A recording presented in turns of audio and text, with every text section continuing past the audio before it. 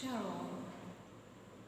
Hari ini kita akan belajar tentang Daud ketika dia berada di dalam keadaan sangat terjepit.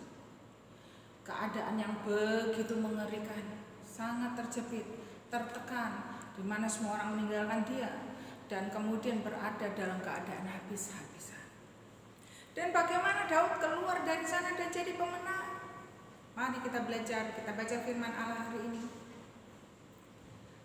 Yang terambil dari 1 Samuel 30 ayatnya yang keempat. Kita mulai dari ayatnya yang ketiga. Ayat yang ketiga dulu kita mulai. Ketika Daud dan orang-orangnya sampai ke kota itu, tampaklah kota itu terbakar habis. Dan istri mereka serta anak mereka yang laki-laki dan perempuan telah ditawan. Hari itu Daud mengalami kondisi yang luar biasa buruk, di mana ketika dia dari perjalanan yang jauh, ketika sampai di kota yang disebut Siklag, itu tempat anak, istri dan semua tentaranya, itu istri tentaranya, istri orang-orang Daud itu tinggal di Siklag. Apa yang terjadi? Bukan disambut oleh istri dan anak, tapi yang mereka lihat adalah kota yang terbakar habis.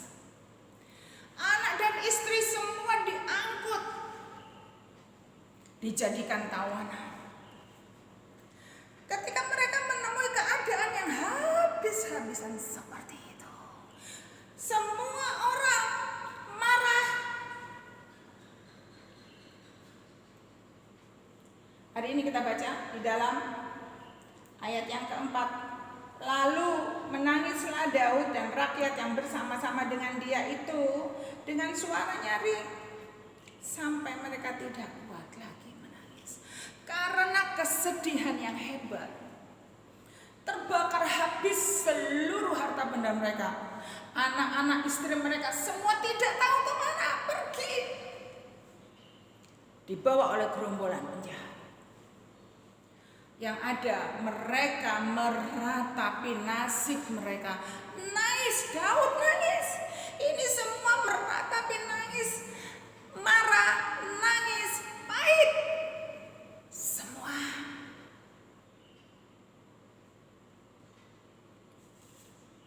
Ayat yang kelima. Juga kedua istri Daud ditawan, yakni Ahinoam perempuan Israel dan Abigail bekas istri Nabal orang Karmel. Hari itu istri Daud pun ditawan, semuanya, anak-anaknya juga ditawan. Mereka semua menangis sampai tidak kuat lagi menangis. Bukankah kita kadang-kadang berada dalam kondisi seperti Daud, di mana kadang-kadang mengalami kondisi yang buruk? Mungkin itu berupa pekerjaan yang tidak ada, atau mungkin kejadian buruk yang tiba-tiba menimpa kita tanpa kita berpikir, atau kemudian ada sebuah pencobaan, masalah yang datang menimpa kita sehingga kemudian masuk dalam kondisi yang dialami oleh Daud. Ketika semua orang menangis, kondisi buruk, masalah itu biasanya membuat orang menangis. Dan ketika menangis itu biasanya itu sampai tidak kuat lagi menangis. Hari itu semua pasukan Daud sampai Daud itu tidak kuat lagi menangis. Kenapa tidak kuat lagi menangis? Karena mereka meratapi nasib mereka. Biasanya orang yang terkena bencana, terkena masalah, menangis, meratapi kenapa hal ini terjadi padaku, kenapa ini terjadi padaku. Semuanya habis. Kenapa? Mereka bertanya kenapa dan menangis, panik, depresi. Ini dialami karena pencobaan yang berat. Itu mungkin bisa masalah rumah tangga, bisa masalah anak-anak, bisa masalah keuangan, bisa masalah mungkin kesehatan yang tidak sembuh-sembuh, atau bisa masalah kebangkrutan, atau mungkin masalah dikhianati pacar atau dikhianati suami.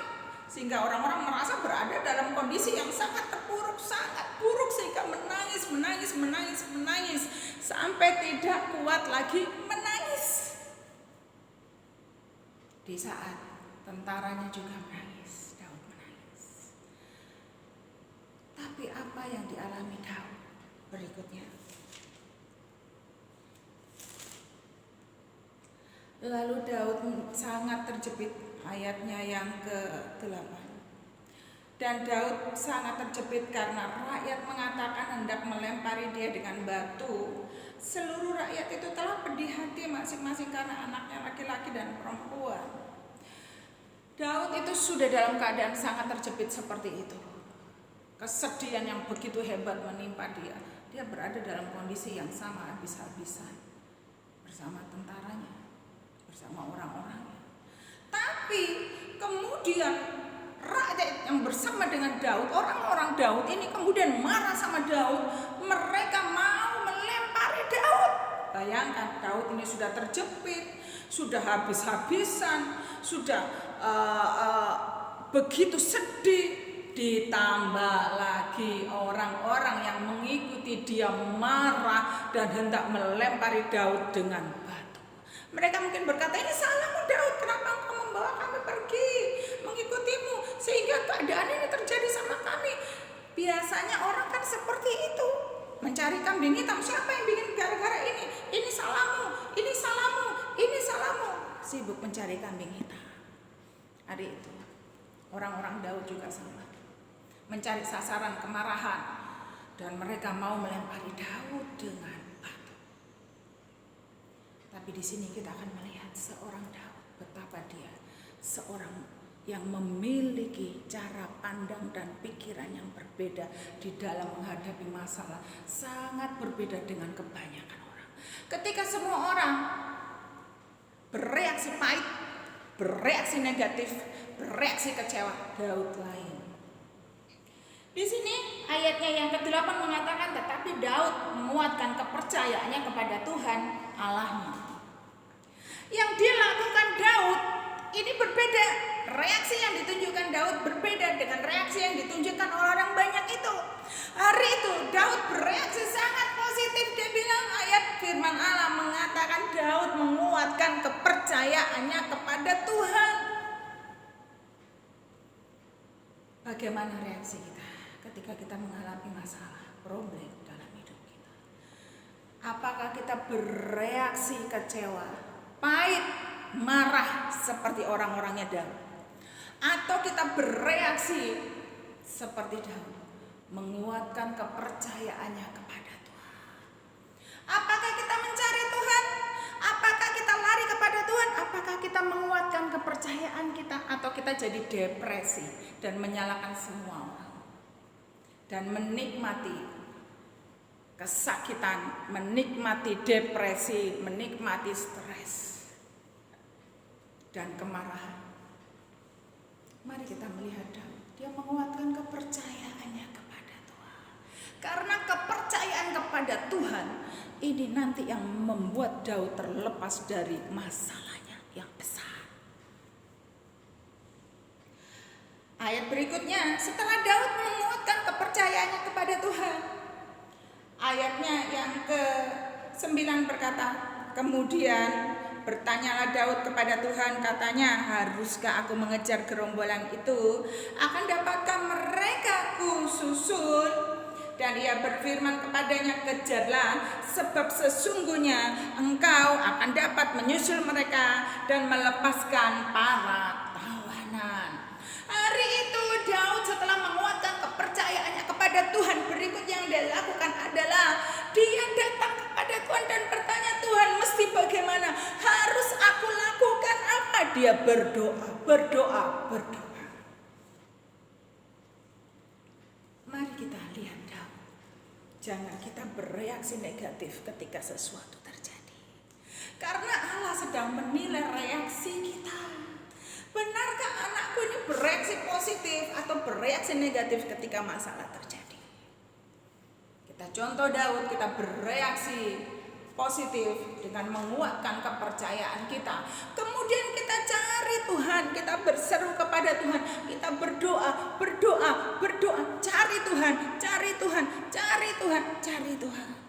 Alkitab berkata, Mazmur berkata, nantikanlah Tuhan dan tetap ikuti jalannya. Berseru-serulah kepada Tuhan, karena Tuhan adalah sumber pertolongan. Tuhan adalah kota benteng. Tuhan akan melepaskan engkau dari masalahmu. Berikutnya, lalu pergilah Daud beserta ke-600 orang yang bersama-sama dengan dia, dan sampailah mereka ke sungai Besor, sementara orang-orang yang mau tinggal di belakang berhenti di sana. Maka Daud melanjutkan pengejaran beserta 400 orang. 200 orang yang terlalu lelah untuk menyeberangi sungai Besor itu berhenti di sana. Bukan hanya dia berseru-seru, tapi Daud melakukan pengejaran. Apa artinya? Melakukan pengejaran berarti kita berharap Tuhan mengembalikan keadaan kita. Kita berharap Tuhan melakukan perubahan. Tuhan menolong kita terus mengejar Tuhan, terus mengejar Tuhan, terus mengejar Tuhan. Minta pertolongan, terus tidak berhenti mengejar Tuhan. Mungkin hari ini belum ditolong, kita tetap mengejar Tuhan, mencari Tuhan. 2 hari, 3 hari, tetap mencari Tuhan. Sebulan, 2 bulan, tetap mencari Tuhan. Orang-orang yang terlalu lelah, orang-orangnya Daud yang terlalu lelah berhenti, tidak melanjutkan pengejaran. Kadang-kadang banyak orang Kristen, doaku tidak dijawab. Sudah berdoa berkali-kali, tidak dijawab. Oh, sehari, 2 hari aku lelah, 3 hari, 5 hari, seminggu, 2 minggu, aku bosan, aku tidak mau berdoa lagi. Berhenti mengejar. Dan orang-orangnya Daud juga berhenti mengejar. Seperti itu. Tetapi Daud, Alkitab mengatakan Daud melanjutkan pengejaran. Daud terus berdoa, Daud terus mencari Tuhan. Kita harus mencontoh pribadi Daud, harus terus berdoa, terus mencari Tuhan, terus mencari Tuhan. Jangan bosan, jangan menjadi lelah. Tuhan bilang, jerih payamu di dalam aku tidak pernah sia-sia. Pengejaran kita akan Tuhan, terus kita bawa masalah kita di hadapan Tuhan, kita minta tolong di hadapan Tuhan, terus seperti itu sampai Tuhan menjawab kita. Ketuk, cari, minta, terus seperti itu. Cari Tuhan, dan cari Tuhan. Berapa lama? Terserah Tuhan. Sampai Anda dikeluarkan dari keadaanmu yang penuh masalah. Ayat berikutnya, ayat yang ke-15. Daud bertanya kepadanya, dapatkah engkau menunjuk jalan kepadaku ke gerombolan itu? Katanya, bersumpahlah kepadaku demi Allah bahwa engkau tidak akan membunuh aku dan tidak akan menyerahkan aku ke dalam tangan tuanku itu, maka aku akan menunjuk jalan kepadamu ke gerombolan itu. Hari itu pengejaran Daud membuahkan hasil. Pengejaran Daud tidak sia-sia. Kadang-kadang ketika orang lain berhenti, kita melanjutkan pengejaran kita, mencari Tuhan, terus mencari Tuhan, berdoa, berseru-seru kepada Tuhan. Itu membuahkan hasil. Seperti Daud membuahkan hasil. Ketemu tempat di mana istrinya ditawan. Kadang-kadang kalau kita mau sabar, menanti Tuhan, itu membuahkan hasil kesabaran kita. Jangan pernah menyerah, terus cari Tuhan, karena itu akan membuahkan hasil. Ayatnya yang ke-17. Dan pada keesokan harinya Daud menghancurkan mereka dari pagi-pagi buta sampai matahari terbenam. Tidak ada seorang pun dari mereka yang lolos, kecuali 400 orang muda melarikan diri dengan menunggang kuda. Daud melepaskan semua apa yang dirampas oleh orang Amalek itu. Ia juga kedua istrinya dapat dilepaskan Daud.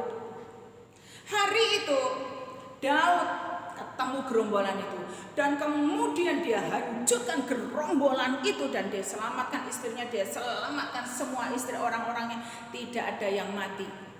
Dia ambil semua harta benda yang tadi dirampas, dia bawa pulang, dan sekaligus dia ambil jarahan yang dipunyai lawan, harta benda lawan dia ambil semua. Hari itu Daud memperoleh kemenangan besar.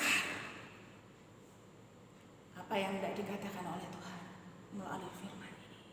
Tuhan berkata, kalau engkau sabar, engkau mau menunggu aku, engkau mau mengejar aku, engkau mau mencari aku, terus berseru-seru kepadaku sampai engkau memperoleh kemenangan, aku akan datang menyelamatkan engkau, aku akan mengembalikan apa yang pernah hilang, aku akan memulihkan hidupmu lebih daripada semula, aku akan kembali mendudukkan engkau ke tempatmu. Ketika kita merendahkan diri, mencari Tuhan, berseru-seru kepada Tuhan, mengikuti jalan-jalan Tuhan, menjaga hidup kita begitu rupa di hadapan Tuhan. Seru-seru kepada Tuhan, berseru-seru kepada Tuhan itu membuahkan hasil. Mencari wajah Tuhan setiap hari itu membuahkan hasil. Pada akhirnya Tuhan akan menolong kita. Seperti Daud ditolong Tuhan, dikembalikan semua miliknya yang pernah hilang. Tuhan akan mengembalikan semua milik kita yang pernah hilang. Juga akan mengembalikan ditambahi bonus. Tuhan kita itu seperti itu. Masa depan kita akan dipulihkan, dan kita akan begitu bersuka cita karena pertolongan yang dari Tuhan. Tapi apa yang harus kita lakukan adalah menguatkan kepercayaan kita, berseru-seru kepada Tuhan, mencari Tuhan, tidak lelah mencari Tuhan, tidak lelah mengejar Tuhan, tidak lelah mencari wajahnya, tetap menjaga kekudusan, tetap menjaga kesucian, tetap seperti itu sampai Tuhan melepaskan kita. Pasti Dia melepaskan. Kalau Daud sudah dilepaskan, saya percaya Tuhan akan melepaskan pula kita dari semua masalah kita, dan kemudian akan memberi hari-hari yang penuh kelegaan, penuh sukacita dalam hidup kita. Amin.